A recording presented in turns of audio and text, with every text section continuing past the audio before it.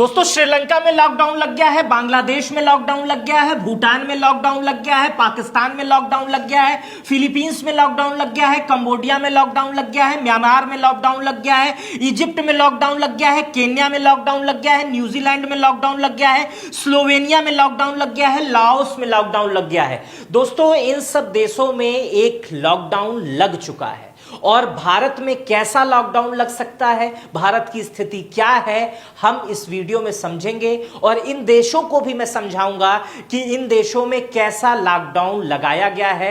क्योंकि इससे पहला जो लॉकडाउन लगा था वो एक महामारी में लगा था, पैंडेमिक की स्थिति में लगा था, जिसमें लोग एक दूसरे के करीब आ रहे थे तो वो बीमार पड़ जा रहे थे। लेकिन वर्तमान समय में लोग बीमार नहीं पड़ रहे हैं, लोगों के पास सामान नहीं है, इसलिए नया लॉकडाउन लग रहा है। इस लॉकडाउन को क्या कहेंगे और ये कैसा लॉकडाउन है आप इस वीडियो में समझेंगे। इसमें अन्य देशों की स्थिति क्या है, भारत की स्थिति क्या है, वो भी मैं आपको समझाऊंगा। सबसे पहले अन्य देशों से शुरू करते हैं कि श्रीलंका में इस समय कैसा लॉकडाउन है। दोस्तों श्रीलंका में बुधवार को सार्वजनिक अवकाश पूर्ण रूप से घोषित कर दिया गया है।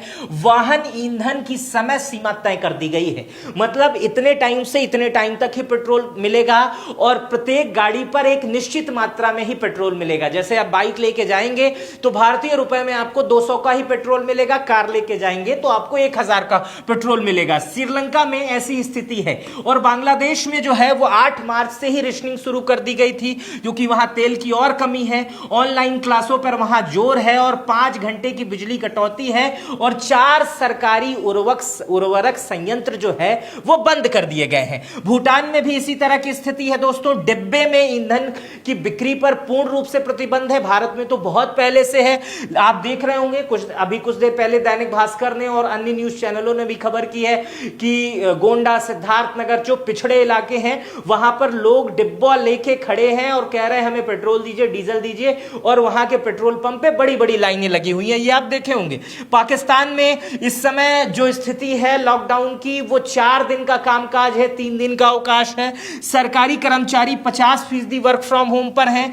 ईंधन के आवंटन पर भी 50% की कमी करी गई है। पाकिस्तान से कुछ ऐसी भी खबरें आ रही हैं कि वहां के लोगों में, वहां के जो सरकारी कर्मचारी हैं उनके वेतन से भी 30% की कटौती की जा रही है। इसी तरह फिलीपींस से खबर आ रही है कि सरकारी दफ्तर सिर्फ 4 दिन काम करेंगे, निजी क्षेत्र में वर्क फ्रॉम होम होगा, गैर आवश्यक यात्राओं पर प्रतिबंध है, सार्वजनिक वाहनों को बढ़ावा यहां पर दिया जा रहा है, निजी वाहनों को RD1 नियम लागू कर दिया गया है। स्थानीय पेट्रोल पंप की अक्सर बंद होने की खबर है। निजी वाहनों पर RD1 जैसे दिल्ली में एक प्रयोग अरविंद केजरीवाल ने किया था, उसी तरह का RD1 का प्रयोग इस समय दुनिया के बहुत सारे देश कर रहे हैं कि आज सिर्फ RD1 की ऑड गाड़ी निकलेगी और कल इवन नंबर की गाड़ी निकलेगी। हो सकता है भारत में ये पूरे देश में कुछ दिन में लागू कर दिया जाए कि आज ऑड का डे है, कल इवन का डे है, इस टाइप की चीजें हो सकती है। कंबोडिया में वर्क फ्रॉम होम लागू हो गया है। सार्वजनिक परिवहन जो कार पूलिंग है उसको बढ़ावा दिया जा रहा है कि एक कार में बहुत सारे लोग जाएं, उनसे वो आपस में कुछ पैसे को बांट लें।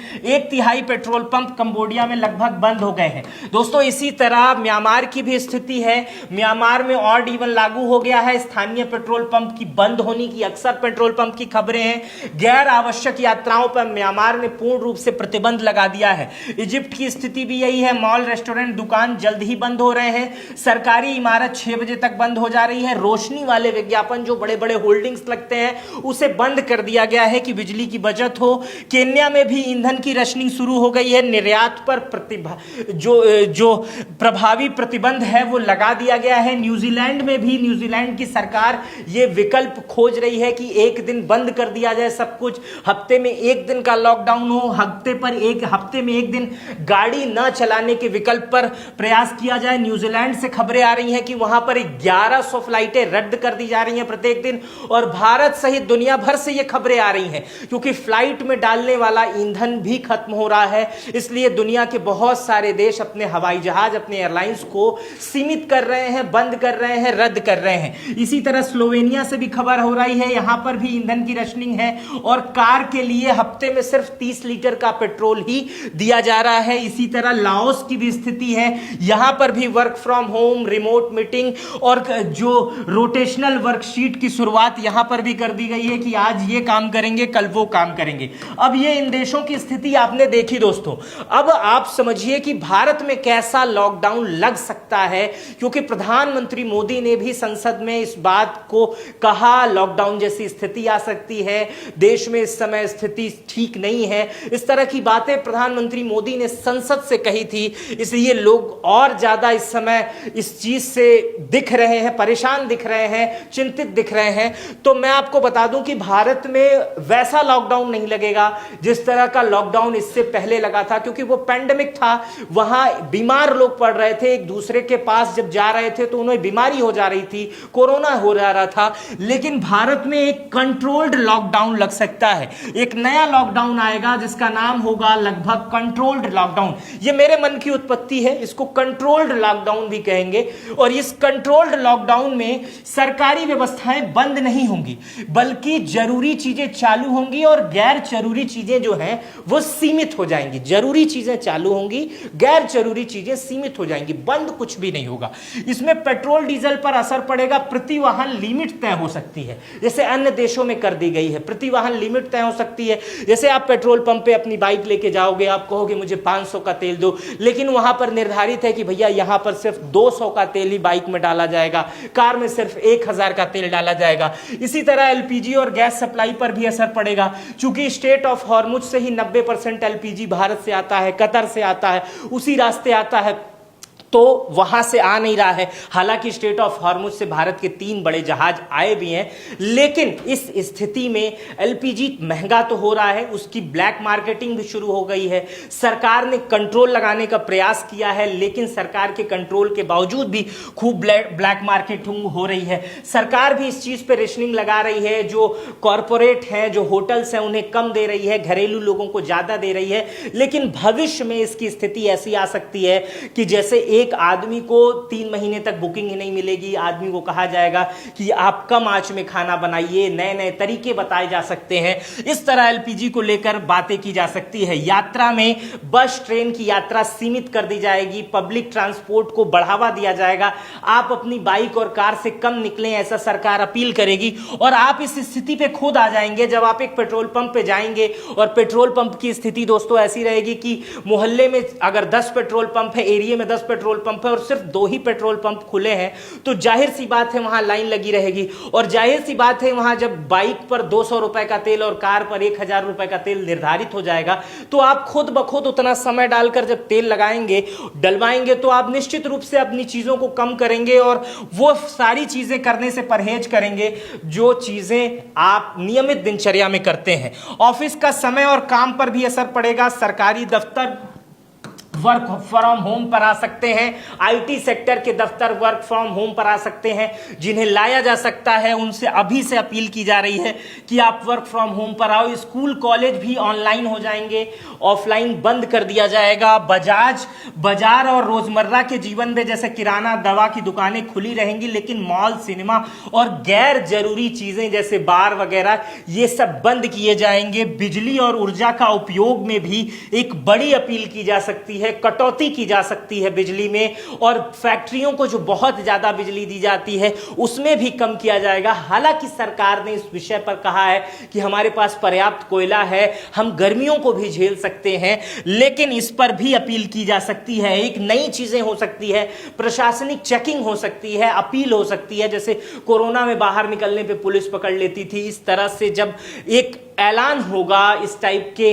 लॉकडाउन का कि आप इस तरह करें, तो पुलिस आपसे पूछताछ के नाम पर जरूरी पूछताछ कर सकती है कि आप किस काम से निकले हैं, आपका निकलने का उद्देश्य क्या है, आप क्यों बाहर निकले हैं, आखिर अपने बाइक और कार लेकर आप क्यों निकले हैं। क्योंकि ईंधन तो आपका है, लेकिन दे तो उसे सरकार रही है, और सरकार अगर दे रही है तो उसका इस्तेमाल भी आप अपने जायज कार्यों में करिए, क्योंकि किसी आपका नाजायज कार्य किसी का जायज कार्य नहीं होने दे सकता है। है, इसलिए इस पर रोक लगाई जा सकती है।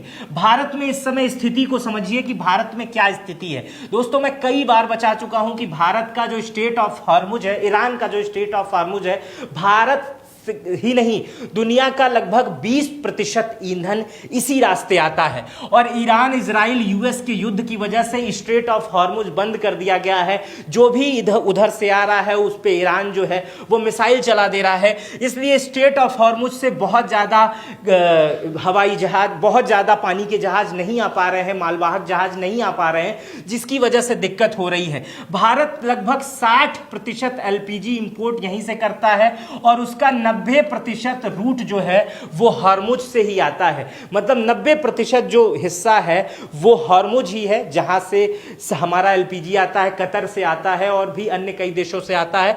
इसलिए एलपीजी को लेकर भारत में संकट की स्थिति इस समय है। सरकार एलपीजी के रिलेशन पे काम शुरू कर दिया, रिजेक्शन पे काम शुरू कर दिया है। घरेलू उपयोग को प्राथमिकता दी गई है। इंडस्ट्रियल और कॉमर्शियल की सप्लाई लगभग 70 से 60% घटा दी गई है। एलपीजी सिलेंडर की कीमत भी 60 रुपए बढ़ गई है। और ब्लैक मार्केटिंग की स्थिति आप बेहतर जान रहे होंगे कि इस समय ब्लैक मार्केट में क्या स्थिति है। इसी में आपसे मैं सवाल पूछ ले रहा हूं, इस समय आपके वहां ब्लैक मार्केट में गैस की क्या कीमत है, वो आप मुझे कमेंट बॉक्स में बताइएगा, ताकि मुझे भी अंदाजा लग सके कि गैस की क्या कीमतें चल रही हैं। पेट्रोल डीजल अभी आधिकारिक रूप से रेशनिंग नहीं लगाई गई है, लेकिन पैनिक बाइंग हो रहा है। मतलब लोग पैनिक होकर खरीद रहे हैं। मैंने अभी आप खबरें देखे होंगे, दैनिक भास्कर सहित तमाम बड़े न्यूज चैनलों ने खबर की है कि आउटर इलाकों में, गांव वाले इलाकों में, पिछड़े इलाकों में लोग पेट्रोल पंप पे लंबी लंबी लाइनें लगा दिए हैं, डब्बे लेकर खड़े हैं, जिससे लोगों का माहौल एक दूसरे को देखकर ये हो रहा है कि चलो हम भी तेल डलवा देते हैं। बिजली कटौती नहीं होगी। पावर ऑफ मिनिस्ट्री ने कहा है कि उनके पास कोल पर्याप्त है, लेकिन ऐसी स्थिति आ सकती है जिसमें अपील किया जा सकता है। इसी तरह पीएम मोदी ने एलपीजी को लेकर जरूरी बातें ये कही है कि हमारे पास है पर्याप्त, लेकिन इसको रेशनिंग किया जाएगा, सीमित मात्रा में दी जाएगी और लोग इस चीज को समझें। पीएम मोदी ने यह भी कहा था कि अगर युद्ध लंबा चलेगा तो पेट्रोल डीजल को लेकर भी लोगों में बचत की बात कही जाएगी, कम देने की बात की जाएगी, और वहां पर भी सामान्य स्थिति जो है वो असामान्य हो सकती है। लेकिन इन सब के बावजूद में भारत में अभी भी पेट्रोल डीजल पर कोई भी पैनिक की स्थिति नहीं है, क्योंकि सरकार की तरफ से कोई बयान नहीं आया है। एलपीजी को वितरण भी लगातार चालू है। आप ऐप से, जिस भी आपके कंपनी का ऐप है, आप बुक कर सकते हैं, गैस आपको समय से पहुंचेगा। राशन भारत में पर्याप्त मात्रा में ऐसे ही है क्योंकि हम खुद उसका उत्पादन करते हैं। तो पैनिक की स्थिति में मत आइएगा। देश इस समय अपना ठीक हालात में है, बेहतर स्थिति में है। हमारे देश से बाहर जो स्थिति चल रही है उस वजह से हमारे देश पर कुछ संकट आए हैं, लेकिन हमें ऐसा लगता है कि भारत की जनता ने जैसे कोरोना जैसा युद्ध लड़ा, वैसे तमाम ऐसे स्थिति में हम सब साथ मिलकर इंडिया बनेंगे और आपस की स्थिति को समझेंगे और एक बार ये जंग भी हम जीत जाएंगे। मेरा नाम मित्र प्रकाश है। इस वीडियो पर आपकी क्या प्रतिक्रिया है आप मुझे कमेंट बॉक्स में बताइएगा। अपना बेहद ख्याल रखिएगा। बहुत बहुत शुक्रिया।